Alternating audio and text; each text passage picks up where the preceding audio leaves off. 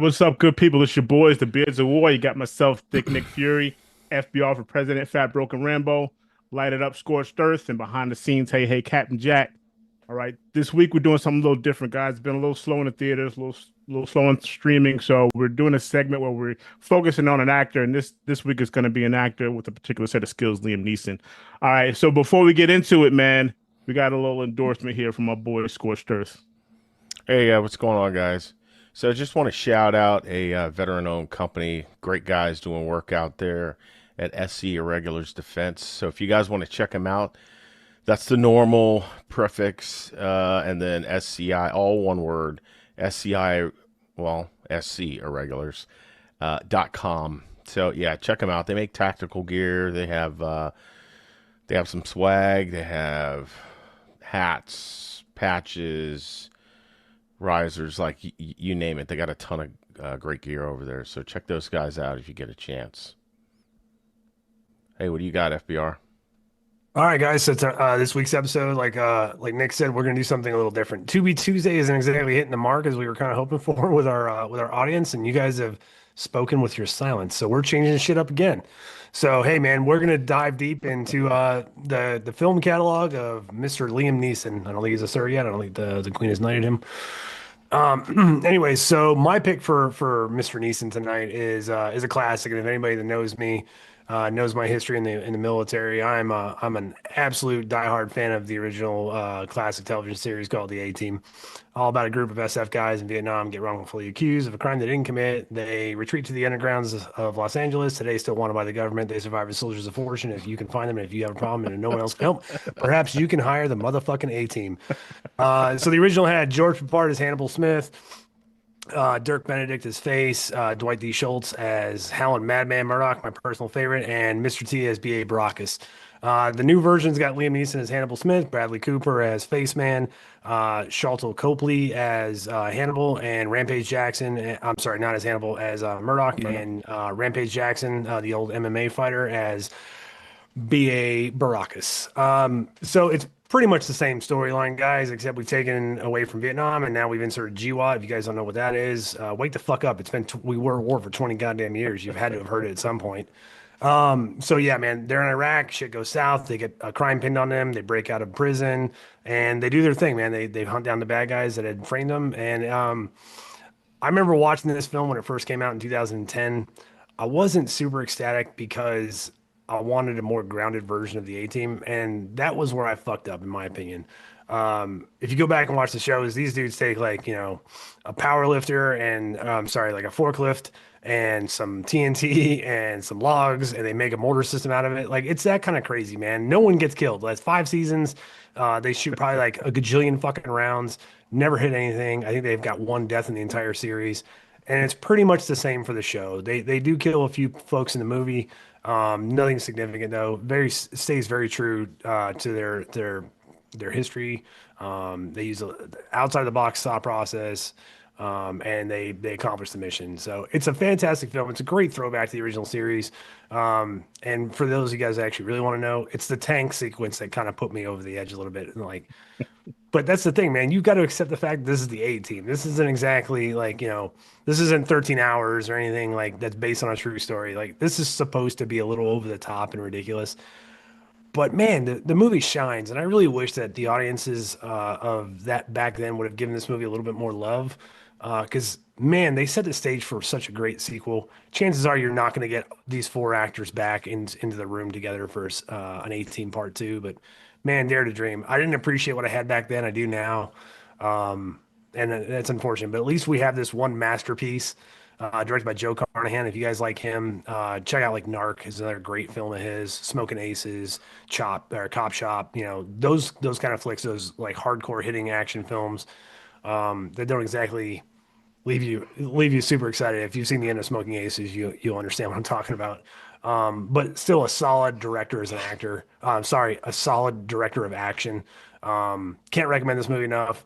To me, this is quintessential Liam Neeson film, and he absolutely shines as Hannibal Smith. And I'm just going to leave it there.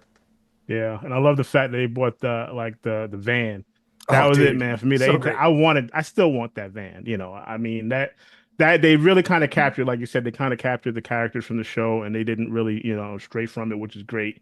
It's hard to duplicate that, So I think they did a good job. I think the casting was good.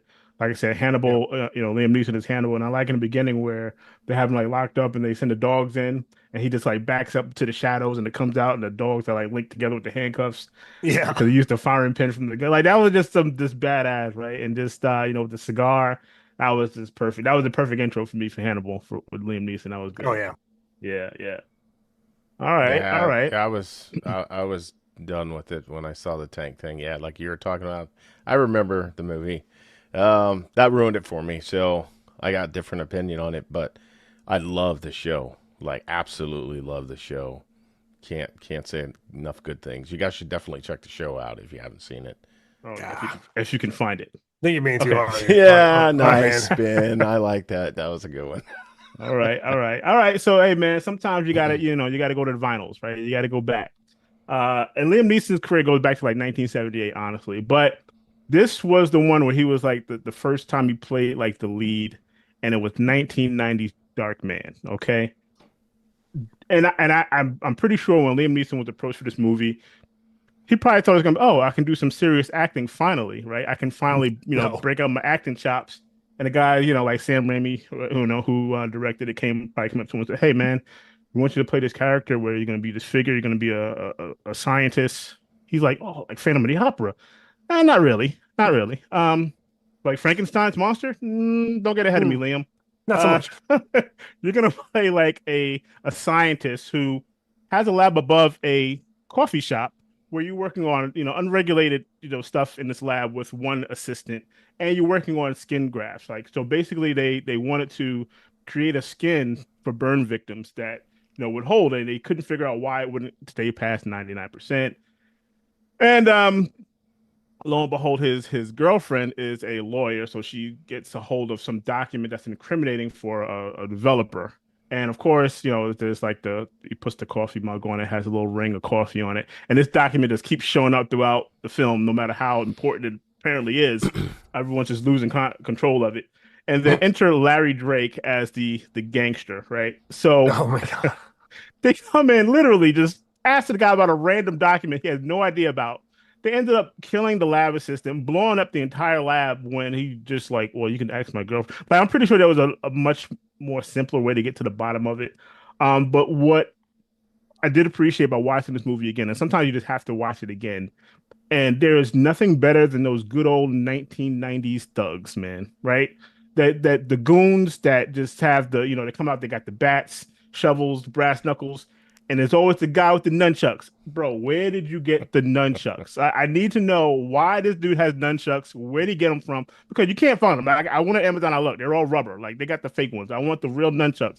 There's always a thug with the nunchucks, man. So that whole beginning scene kind of showing like Larry Drake, who was Durant in this movie, his power, his reach, and the one of the funniest scenes in the beginning was one of his guys has a prosthetic leg, and the guy pulled the leg off and just starts blasting everybody with his leg, and his buddy's just hopping around on one leg. All the goons who have the high ground can't get a shot off for some reason. He's taking everybody out with this one minigun that's a prosthetic leg, and the the movie kind of stayed there. It was like horror action comedy, right? And it was just Liam Neeson really, I mean, he was really trying to act, dude. Like he had the whole scene where, he gets blown up and he ends up in a river. And again, there's a unregulated medical, hospital across the river that doesn't do any background checks on the people they find in the river. Say, hey, there's someone we found in the river. Let's do experiments on them. And lo and behold, they find out like, oh, well, we can, you know, basically what the experiment was they couldn't feel pain, and then they had unregulated rage and and human strength. Everyone in this hospital is spinning for some reason. They're like in gyros. Everyone is just spinning. I don't know why, but that was it, and that's how he got his powers. And he goes back out, finds a lab with utilities, and is able to get his research going again somehow. I don't know. Um, and then he basically goes after the mob who kind of destroyed his life. Meanwhile, trying to build a relationship with his ex girlfriend, he finally gets his face reconstructed where it only holds up for 99 minutes. So all these dates are within 99 minutes. And it was just like having that breakdown at the carnival is just pure like just gold, right? He's like, take the damn elephant, right? So it was a pink elephant. And he ran back to his lab, face burning off and everything. And she followed him back to the lab and she's like, explain to me what's going on, blah, blah, blah. And it was just watching the action sequences and how much they really did put into like stuntmen, like cars, people blowing up, a lot of explosions. This was on a $14 million budget and it made $48 million. So that was a success in the early 90s. It was rated Um, R. Right, right. And it came out right after Batman, so it was up kind of up against that. But it kind of I think rode that success a little bit. Like, oh, Darkman, okay, what is it like? And it went on to make, I believe, two sequels, neither of Yep. which are starring Liam Neeson, but I think Nope. Paul Vosloo, who played the Mummy, is starring as Darkman in the sequels. And Larry Drake comes back as Durant somehow, even though he crashed in a Somehow. helicopter. What is it? Die Um, Durant Die, I think is the subtitle for right, the third Darkman one. Dies is the Oh, third that's one, I what it was. believe. Yeah, yeah. The Return of Yeah. Durant. Right. So, it's Terrible. just one of those fun movies to rewatch. And when you watch it again as an older person, you really just see how silly it is, but yet it was still entertaining. I remember watching it as a young teen, and it was a fun movie to watch, and it still is, right? So you just like I say, suspend reality, enjoy the movie for what it is. It's gonna be cheesy. I mean, come on, it's a story about a guy that can change his face, and for some reason change his outfit. I didn't get that part. Like he would change his face, all of a sudden his whole outfit would change. I'm like, well, wouldn't he still have the same clothes? I don't know, but that's the 90s. We story plot holes all the way through it, but it was still fun to watch. And this is what led Liam Neeson down his action roles, right? Like from that point, I mean, he did go on obviously do Schindler's List, which is probably his best film. I would probably say one of his best. Could you But imagine the casting call for Schindler's List though, and be like, "Oh, oh, so you were in Darkman last year?" Be like, right. even He's Spielberg's like, like, I "Yeah, was hoping no one saw that. you're Yeah, just the no, guy no, a waiting for lot of this." people saw it. Right. That put him on the back. Then you got Taken and all that stuff. So but Darkman was definitely that initial movie for me for Liam Neeson. He's gone on to make a ton of films. And I don't think he's slowing down. I really don't see him slowing down. This is the Naked Gun, so he kind of went Oh, busted back to the it's comedic fantastic, man. chops. Naked Gun was an, it Right, was Rambo saw it. hilarious, Yeah. I didn't hilarious get to movie. see it yet. It's on I want to Paramount see it. Plus now. Oh, it's so good, Okay. dude. If There you you like the go. original Naked Guns, it's fantastic. Oh, come on now. Come on now. Are we really Frank? Yeah. Is he Just Frank saying. Drebin? Can he pull it off? Okay. But I will say in the end of this movie, in Darkman, we do get Bruce Campbell is his last facial change, who was played Ash from Evil Dead. So I thought that was a nice little cameo of who was to be Ash in the Evil Dead series. But Well, yeah, it was man, made by Sam Raimi, so of course. there you go. So that's my pick, man. Darkman, Liam Neeson. Oh, great flick. Great Yeah. flick. All right, Scores. Just trying to light it Nice. up, That was a bro. good Yeah, one. what you got, man? Let's go. This is how he got the name. Score Sturf. Tell him about it. So, Liam Neeson movie, The Gray. All right, so Liam Neeson stars in this one essentially as a sniper for protecting pipeline workers in Alaska. So he flies out. I mean, yeah, there's kind of a backstory. They do a little bit of flashbacks, but his wife, essentially, I believe, was like dying of cancer or something. She died. So there's momentary flashbacks of that. But in any event, he's kind of down in the dumps, just doing the work. And he's out there protecting the guys. He finishes up one of his trips. They all get on a bird to fly back, I'm assuming, to, the lesser states, right? So on the way back, of course, the plane crashes. So it's kind of an icy tundra. Bunch of people die. I think maybe like 7 survivors, and they're slowly getting picked off by this pack of wolves. All right, they got a massive alpha, which I will say they did a great job with the alpha.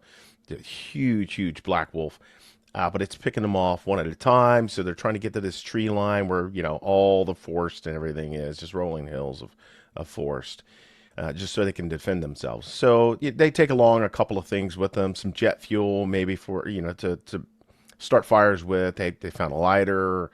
A couple of them had knives.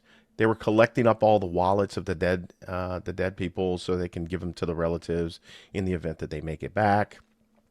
There's some inner team turmoil, right? There's always, an antagonist that thinks he's better than everybody. Everybody else is weak and that kind of thing. So there's that rivalry that's going on the entire time while they're trying to defend themselves and escape from these wolves that are constantly surrounding them and picking them off one at a time. So they start fires here and there, one, decent sized fire. Then it got to the point where, hey, we want to be able to see the wolves as they approach us. So let's set a ring of fires around us, which was somewhat of a smart idea. But again, they're on the move constantly. They hear a river nearby, but then they realize that river's like down a cliff and like maybe miles away. They can't see it through, pine forest that just kind of go on forever. Meanwhile, it's constantly snowing, and the guys are telling their backstories and all these different things. So it gets down to just Liam Neeson being the last one. From guys drowning, getting picked off, so forth and so on. And at the end, he realizes that he's in the den of the wolves when, he's thinking about his family. He's kind of done. He's pooped all this walking for days and days and days.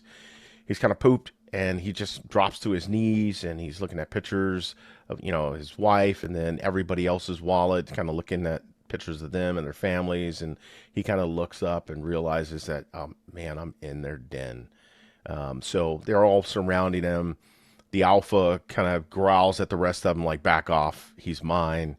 And of course, Liam Neeson, in true fashion, breaks out the mini liquor bottles that you get on the plane and like wraps electrical tape around his hand so it'll lock those in between his fingers. Then he had a knife and he taped that to, into the palm of his other hand, and he was going to have this standoff with the wolves. I'm not going to, or the alpha. I'm not going to ruin the ending for you guys. You got to check it out for yourself.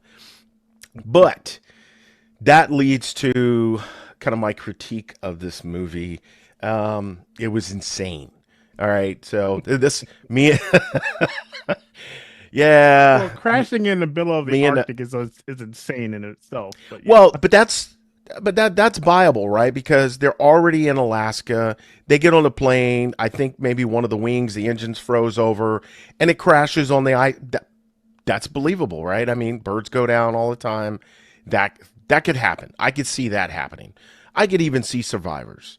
But then when it just started to get insane was, and we've had discussions about this one for a while, or at least we did a while ago, was that you wouldn't be able to get away from those wolves.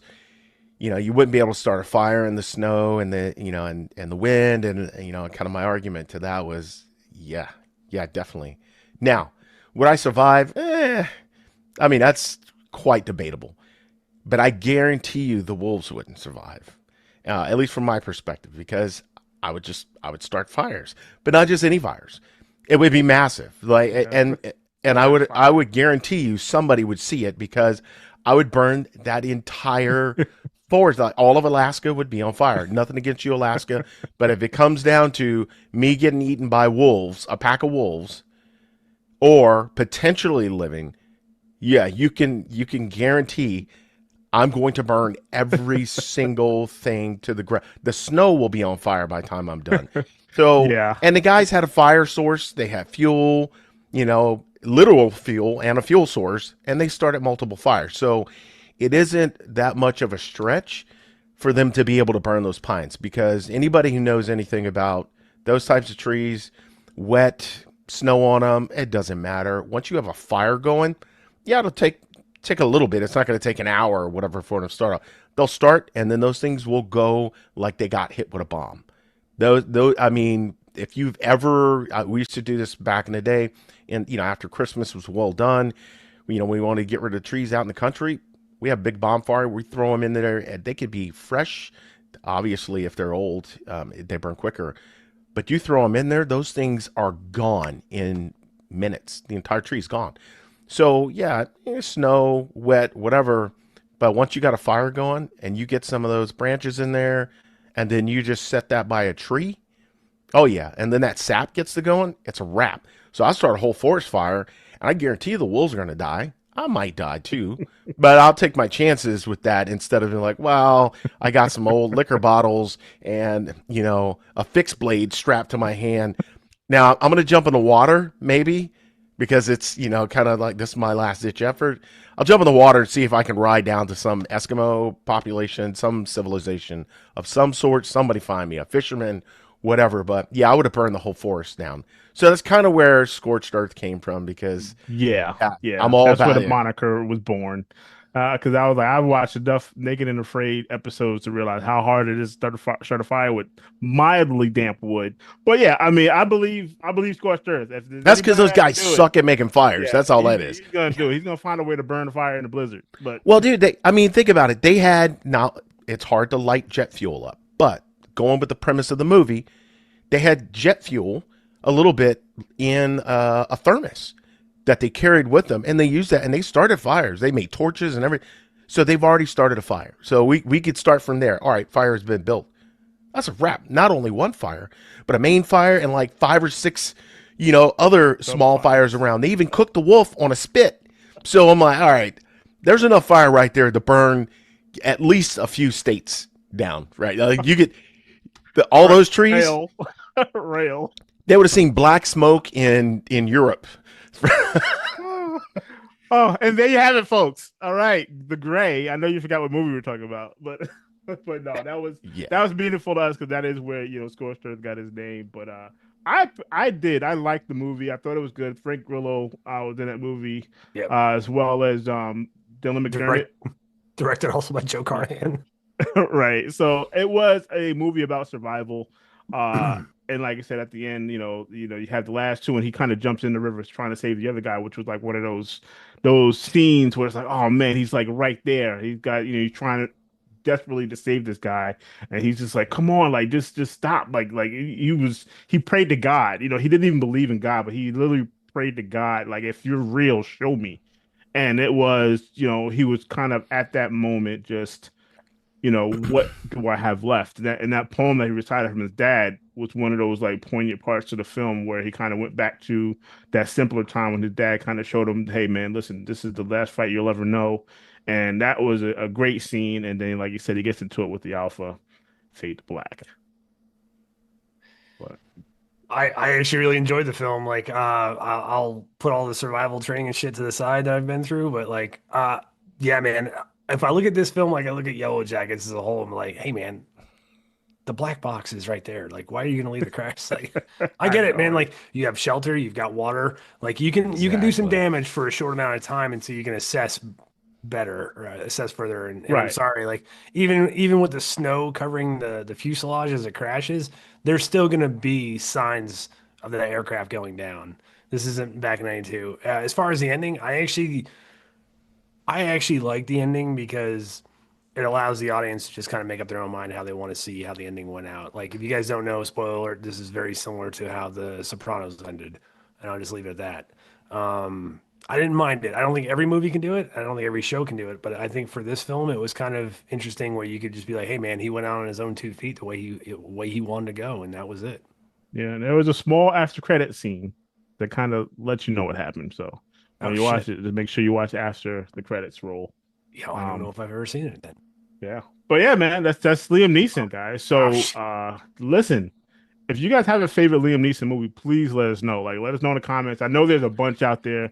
Like, so we haven't even touched on Taken, haven't touched on Schindler's List, haven't touched on Cold Next of Pursuit, Kin, Run All Patrick Night. Swayze. Right, yeah, there you go. There you go. And that was before Darkman. That was, yeah, it was like He was 88. even in Delta Force. Liam Neeson was in Delta Force. He's an uncredited No. actor in Delta Force. Yeah. The man's got some, Like yeah, he's been around for a minute, like man. like original Delta The Force or like Delta Force Chuck. 2. Chuck. The original. Delta Chuck's, Force. Chuck's The in original one Delta and Force. Chuck is in 1 and 2. I mean, Yeah, we the don't need to original. talk about 2, but Yeah, shit, he looks the same, dude. Like should really Liam talk Neeson's about one of 1 those dudes. actually. Like, he just still looks like Liam Neeson. Like, he's not like, Yeah. you can't pick him out. Yeah, he's Liam Neeson. That nose is just unmistakable. Oh yeah, A I great mean, Irish actor, man. Good his job. I mean, filmography goes back yeah, forever. Like you said, the guy's just been in stuff from what was it, the late '70s until 78. Yeah. Yeah, I think like 78 was his first one. Did like Kingdom of yeah, Heaven. Man, yeah. He's been in like stuff. TV shows, be it like you name it. You would be surprised at what he's been in. incredible cameo in Ted Part Two. If you guys haven't seen it, Right. That's what I think led to this Naked Gun like role. yeah, because it's him and Seth MacFarlane. They did 6 million Ways to Die in the West, and then yeah, they pitched doing a remake to Naked Gun. And there you have it. Yeah. There you All have it. right. Recommendations for the week. Over to you, man. All right, I'll take first. I was super excited to check this film out. I saw the trailer a couple weeks ago. My kids are in town, so I watched it with them. Code 3, man, with Rainn Wilson and Lil Rel Howery. If you guys haven't seen him in Vacation Friends with John Cena, absolutely fantastic duo, man. It is great to see those two guys shine. That movie's on Hulu. Go check it out. Code 3 is about these two paramedics that are just doing a ride or that are doing their shift in I believe it's in California, and it's all about their grind. So they've got a student with them, and if you guys in the military know what it's like to get an FNG, you know that you don't want to hear them talk. You just want them to stay the fuck out of the way, learn as much as they can, keep their mouth shut and their ears open, kind of thing. And that is very much the dynamic here. If you watch the trailer, it looks a lot funnier than it actually is, and I say that for a reason. This movie's got heart, man. I think it's got a really good, strong message about folks that are in this kind of workforce, first responders, law enforcement, firemen, firefighters, and I actually go so far as to throw military into that category as well. The reason I enjoyed it so much is because of the burnout, and it talks about the burnout from the paramedics, side of life. And Rob Riggle plays like this asshole general practitioner at one of the ERs these guys frequent, and him and Rainn Wilson go back and forth, and both actually have really good standout scenes about medical burnout and how it impacts them, not only from a doctor's perspective, but from a paramedic or an EMT's perspective. I thought the film was fantastic, man. There's no like big evil. It's just about a guy who's been at the job far too long. He's facing burnout. And then when he has an opportunity to take on the more peaceful life, to have the normal day 9 to 5 grind that most folks in that community probably strive for at some point in their lives, you just can't shut it off, man. And at the end of the film, he goes back to being a paramedic because he realizes that is his function in life. That is where he shines, and that's kind of like his home for him. It's a very well done movie. I highly recommend it. There's not a lot of CGI. It's just three assholes riding around in an ambulance for the better part of an hour and 45 minutes. And I didn't miss a beat in this film. Like, I was excited to watch it from start to finish. Highly recommend it. I rented it. Highly recommend it for $7. You can't go wrong, man. Fantastic flick. I can get with that. All right, Scorch, you got anything, or you want me to go next? Yeah, I got one. So, stayed in the line of Liam Neeson to a degree. He didn't star in this one, but he played a character. So it's a movie called Krull. So essentially, this is a 1983. You guys know I love the 80s, man. 1983 movie. I wanted to be the main actor in this. When I saw that weapon that he had, it basically was like a giant ninja star with switchblades on the end. Yeah. That would boomerang around, and it was controlled, so he could make it bounce off walls. It was kind of like Captain America's shield in a sense. Yep, he banked that thing off of everything. He's killing all kinds of stuff. But essentially, the premise of the movie is there's aliens or an alien-like race from the future that comes back in time and is trying to take over this planet, kidnapping people. Kidnaps his future bride. He's a prince it's not quite the king yet, and he's kind of the hero that's supposed to rally some guys and save the day and fight against these guys that have like sticks that shoot lasers and things like that. So he gets a hold of this magical, mystical Krull star is what I called it, and that thing's great at killing stuff. But he's the main character, and Liam Neeson in this. He plays like an escaped criminal / bandit, and actually was a part of a group of a bunch of bandits that tried to ambush this prince when he was on his way, to go save the princess and save his planet, which the name of the planet was Krull.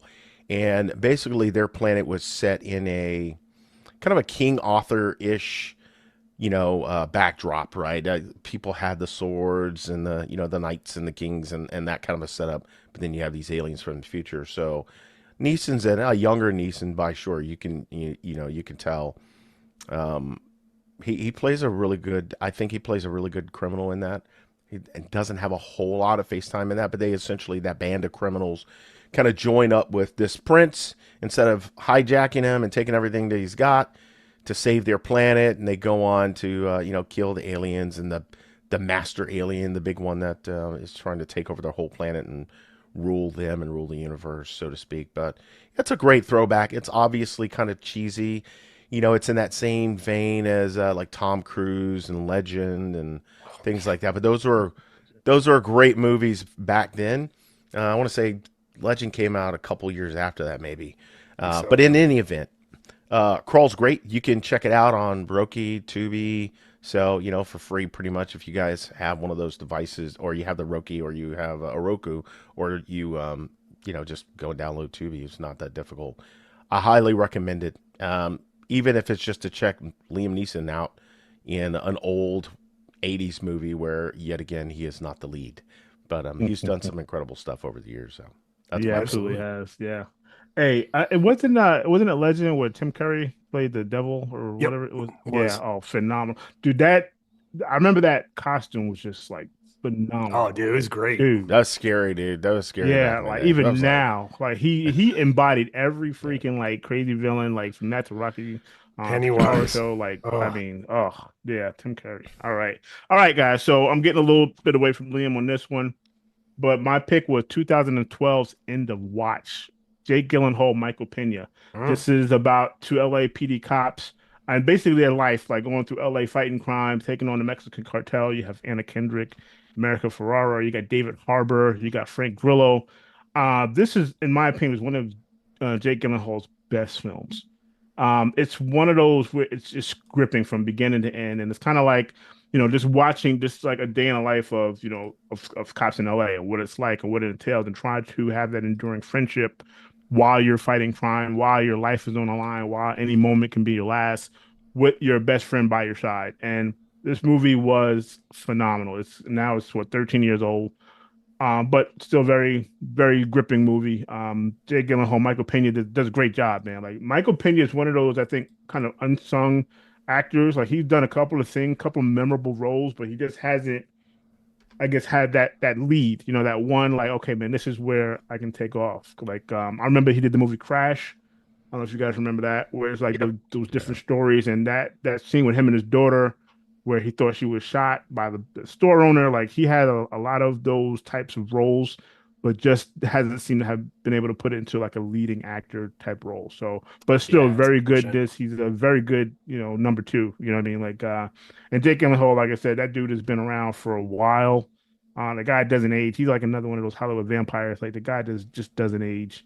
Um, I enjoy his movies as well. I enjoyed him in the Life movie, the not Life with Eddie Murphy and Martin Lawrence, but the Life movie in outer space with the alien. Oh yeah, him and Ryan Reynolds, right? Right, Ryan Reynolds, and that's one of those. Rebecca Ferguson. That woman is just she's an attractive woman. Like what I mean. Like how some people are like, wow, she's just very symmetrical. Anyway, rail. But yeah, let's say that, and then I mean, Jake Gyllenhaal also did like Southpaw, but then he did Prince of Persia. So sometimes you miss, but Yeah, that's fair. all in all, Jake's doing a good job. And then you have Roadhouse. We're not going to talk about that. ugh. Yeah, no, We no. don't talk about the Roadhouse. You're not supposed to Um, end on a bad note, right? Like, right. it's I like know, it's not I supposed to know, go downward. I know. I sandwiched it wrong. But anyway, I would definitely recommend. So they're playing on Hulu. So End of Watch if you want to check it out. Playing on Hulu. That's what I got. It just occurred to me since you were talking about Kroll, Scorched, one of the other films that he just did, and talking to Jesus over here in the chat. Liam Neeson was also in Excalibur, and that came out in Yep. '77. And Hmm. I think he plays Gilead. Oh man, I don't remember. He plays one of the Knights at the Round Table. He's I think been it's everywhere. Gilead. He's been everywhere. Yep. Yeah, Yeah, dude. he's done a Every lot of stuff, century, man. there's a Liam Neeson. Right? Stop making action films though, please. I can't take Marksman, Ice Road Truckers 6. Gosh, Cold Pursuit was good. Dude, you don't no, need the money. You don't need the No, money. no. he I doesn't. mean, look, I will Honest. give it to him. The guy, like you, I think you said it earlier. He's consistent, and I got nothing bad to say about him. But yeah, his movies suck. I just, I wouldn't go that far, but No, I mean in recent years, not all of his movies, because I already said he did some great stuff, and he has. He's done some phenomenal acting, and I'm not even putting it on him. I mean, it's a large He's part of taking a that is check. I the can't writing. fault him for it. Yeah, Yeah. not faulting, but I'm just saying a large part of that is the writing, right? That's usually a large part, how it's written or whatever. But man, I'm like, come on, dude, you get like taken. Okay, I'll take that one, pun Yeah, intended. it reminds me of No when like more. the action genre changed because of Die Hard and everything turned into like this is Die Hard on a battleship under siege, Die Hard on a plane, Passenger 57, and Yeah, now it's like exactly. Liam Neeson in X, Liam Neeson Hey, in Ice Skating Tenant revenge film where fucking he's him, he writes his Zimbozi to fucking kill somebody like Deadpool. I don't know, hey, man. look, it's either this or Dancing with the Stars. So keep making the films, Liam. We're with you, bro. We're with you. All Dancing with right. the Stars. Dude, just That get into that's all I producing. got. I Just got get into nothing producing. else. Liam Neeson was our target for this week. Yeah. Again, if you guys have some Liam Neeson movies you want to share with us, let us know. Put it in the chat. Maybe we'll do a poll. We'll do a poll on Liam Neeson movies. Yeah, that's All what we right. should do, man. We should do polls for like the next actor we're gonna I do. That. What's think your so. favorite film? And see if we can pick one out in the crowd. Yeah, true that. All right, Yeah, but he you guys played gotta participate, man. Gawain. He played Yeah, Gawain in Gowan. Okay. Excalibur. Okay, Yep. Yep. So, all right, man. fantastic soundtrack. That's all I got. You That's what I guys got got any too, man. alibis? No, that's all I got. All right, Thick Nick Fury out here, guys. Till next time. Fat Broken Rambo out here. Be good to each other, guys. Scorched out, guys.